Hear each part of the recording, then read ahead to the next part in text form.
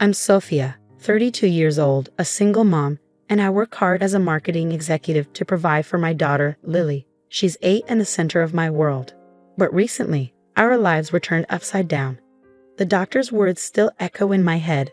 Miss Thompson, I'm afraid Lily has a rare heart condition. She'll need surgery. Urgently. Every night since, I lie awake, replaying those words, struggling to balance work, taking care of Lily, and now planning for her life-saving surgery. Just when I thought things couldn't get more overwhelming, my sister Olivia called for a family meeting. We gathered at our parents' house.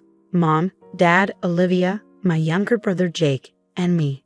Olivia practically bounced with excitement, flashing her engagement ring. I have amazing news, she squealed. We're having a destination wedding in Bali. As everyone gasped in awe, my stomach tightened. I knew what was coming next. It's happening next month, and I need everyone there. No excuses. I took a deep breath. Liv, I'm so happy for you, but Lily's surgery is next month. I can't leave her. The room fell silent, then came the onslaught. Sophia, this is your sister's special day, Mom scolded. Dad chimed in. Can't you reschedule the surgery? Yeah, Soph, don't be so selfish, Jake added, not even looking at me. I couldn't believe what I was hearing. Selfish. I was talking about my daughter's life. Olivia's face twisted into a pout. You always do this, Sophia. You always try to steal my spotlight. Memories rushed back. Olivia's recitals overshadowing my soccer games, her graduation celebrated more extravagantly than mine, her achievements always prioritized. I fought back tears. That's not fair, Liv. You know that's not true. Well, if you really cared about this family, you'd find a way to be there, Olivia snapped. I glanced around, hoping for some support, but all I saw were disappointed faces. No one met my gaze. I stood up, my voice trembling. I'm sorry, but I can't abandon Lily when she needs me most. The weight of isolation settled on me as I left the house. How could they ask me to choose between my family and my child's life? The unfairness of it all made my head spin. That night, as I tucked Lily into bed, her small hand found mine. Mommy, are you okay? You look sad. I forced a smile. I'm fine, sweetheart, just thinking about grown-up stuff. Her eyes widened. Is it about my heart? Don't worry about that, honey, I said, kissing her forehead. Mommy's going to take care of everything. As I turned off the light, closing her door, I leaned against the wall, torn between my love for my daughter and the crushing expectations of my family. The following weeks blurred into long nights of work, endless spreadsheets, and every extra shift I could take. Every penny counted. One evening, after Lily had fallen asleep, I decided to call my parents, hoping they'd cooled off and would understand. Hey Mom, I was hoping we could talk about Lily's surgery. Sophia, now's not a good time, Mom said, her tone clipped. We're busy with wedding preparations. I swallowed my frustration. I understand, but this is important. Remember that joint account we set up for emergencies? I was thinking of using it for Lily's medical expenses. There was a long pause. Well, about that, my stomach dropped as I logged into the banking app. The account was empty. What happened to the money? I asked, my voice shaking. Dad came on the line. Sophia, don't overreact. We had some unexpected expenses for Olivia's wedding. You use our emergency fund for a wedding? I could barely believe what I was hearing. It's not just any wedding, Mom interjected. It's your sister's special day. You're being selfish again, Sophia. Selfish. My daughter needed life-saving surgery. I hung up, the sting of their betrayal fresh in my mind. Later that week, I ran into Jake at the grocery store. Hey Soph, how are you holding up? For a moment, I saw the brother I used to know. It's tough, Jake. I could really use some support. He shifted uncomfortably. Look, I get it. But maybe you should just suck it up and come to the wedding. It would make things easier for everyone. Easier for everyone except Lily and me, you mean? I said bitterly. Jake's face hardened. Don't put this on me, Sophia. You're the one causing all this drama. He walked away, and I felt the last thread of hope snap. The day before they were set to leave for Bali, I stopped by my parents' house to drop off some misplaced mail. As I approached the door, I overheard Olivia's voice. I just don't understand why she's being so difficult. It's like she's trying to ruin my wedding on purpose. Now, Mom soothed. We know how Sophia can be, always needing to be the center of attention. Exactly. Olivia chimed in, her voice full of frustration. I bet Lily isn't even that sick. Sophia's probably exaggerating to get sympathy. I stood frozen outside the door, unable to move as they tore me apart. The people who were supposed to love me unconditionally were dismissing my daughter's life like it was nothing more than an inconvenience. The next morning, I watched from my window as they loaded their cars, laughing and excited for their trip. Not one of them looked back at our house. Not one of them came to say goodbye. I sank to the floor, sobs shaking my body. How could they do this? How could they abandon us when we needed them the most?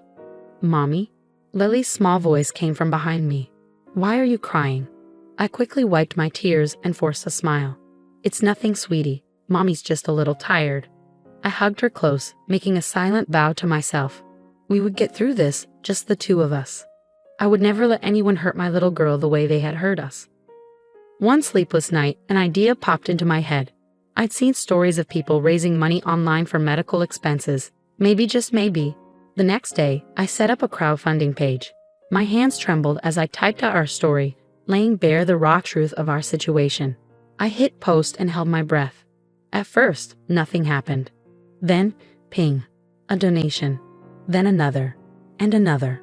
My phone buzzed. It was Sarah, a coworker. Sophia, I just saw your post. I had no idea what you were going through. We're all chipping in at the office, she said. I was overwhelmed. People I barely knew were reaching out, offering help and kind words. The next day at work, my boss, Rachel, called me into her office. My heart sank. Was this about all the overtime I had been working? Sophia, why didn't you tell me how bad things were? Rachel's eyes were filled with concern. I didn't want to bring my personal problems to work, I mumbled. Nonsense. We're family here, she said, handing me an envelope. It's an advance on your salary, and I'm giving you flexible hours. Your priority right now is Lily. I couldn't hold back the tears. Thank you, Rachel. I don't know what to say. As I left her office, I overheard two colleagues whispering. Can you believe what Sophia's family did? Choosing a wedding over her daughter's surgery. Disgusting. A part of me felt vindicated, but mostly, I just felt sad. Word of our situation spread, and soon the local news reached out to share our story. Before I knew it, I was sitting in front of a camera, telling the whole city what we'd been through. And your family? The reporter asked, her eyes wide with disbelief. They're not helping at all. I swallowed hard. No, they made their choice. The story aired that night, and my phone exploded with messages of support. Donations poured in even faster. At Lily's next hospital visit, we met Elena, a child life specialist. She had a warmth that instantly put Lily at ease. You know, Sophia, Elena said one day as we watched Lily play, you're doing an amazing job. Not everyone could handle this with such grace. I laughed bitterly. Grace? I feel like I'm barely holding it together. Elena squeezed my hand. That's the thing about strength. It's not about never falling apart. It's about picking yourself up every time you do. I threw myself into the final preparations for the surgery. Work, hospital visits, last-minute fundraising.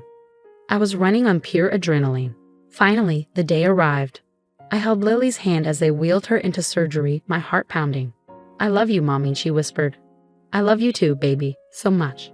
The wait was agonizing. Every minute felt like an eternity, but finally the doctor emerged with a smile. The surgery was a success. Lily's going to be just fine. Relief washed over me like a tidal wave. I sobbed, I laughed, and I thanked every force I could think of.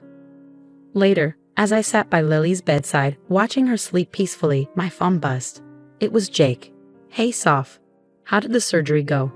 We just got back from Bali and heard about everything. I'm so sorry. I turned off the phone without replying. They had made their choice, and now I was making mine. As I looked at my brave little girl, I felt a mix of emotions, relief, exhaustion, and yes, anger at my family. But mostly, I felt hope.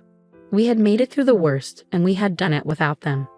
The following weeks were filled with hospital visits, recovery milestones, and the realization that Lily and I were stronger than I had ever imagined.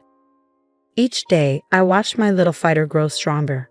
We spent hours playing games, reading stories, and talking. It felt like we were getting to know each other all over again. While Lily napped, I checked my emails. One from Rachel caught my eye. Sophia, your performance these past months has been exceptional. We'd like to offer you a promotion to Senior Marketing Manager. You've more than earned it. I could hardly believe it. After everything we'd been through, things were finally starting to look up. But life had other plans. My phone buzzed with a news alert. Local family chooses destination wedding over child's life-saving surgery. My stomach dropped as I read on. Someone had leaked our story to the media, and it had gone viral. Olivia's wedding photos were all over social media, but not in the way she'd imagined. The comments were brutal. How could they abandon their granddaughter like that? What kind of mother chooses a beach vacation over her niece's life? I felt a twisted sense of satisfaction, but guilt followed swiftly. I didn't want this. A few days later, Elena called. "Sophia, have you seen the news? Your father's company is under investigation for misuse of resources." I hadn't, but a quick search confirmed it. Dad had apparently used company funds for their Bali trip. Then came the text from Jake. "Soph, can we talk? I'm so sorry about everything." I stared at the message for a long time before replying. "I'm glad you're sorry, Jake, but I need time. Please respect that." As for Mom, the stress took its toll. She was hospitalized for exhaustion and high blood pressure. Meanwhile, Lily and I were moving forward. "Lily, how would you feel about moving to a new house?" I asked one evening. Her eyes lit up. "Can I have a purple room?" I laughed. "Absolutely." On moving day, as we stood in front of our new home, my phone buzzed again. It was Rachel. "Sophia, you won't believe it. We just landed that big account we were hoping for." I grinned. "That's fantastic. We should celebrate." "Absolutely. Bring Lily. Elena is coming too." As I hung up, a wave of gratitude washed over me. We had been through hell, but we had come out stronger. We had a new home, new friends, and a new life ahead of us. Now, I have a question for you. If you were in Sophia's position, would you ever forgive your family for choosing a wedding over your child's life-saving surgery? Or do you believe some betrayals are unforgivable, no matter who commits them? Share your thoughts in the comments below.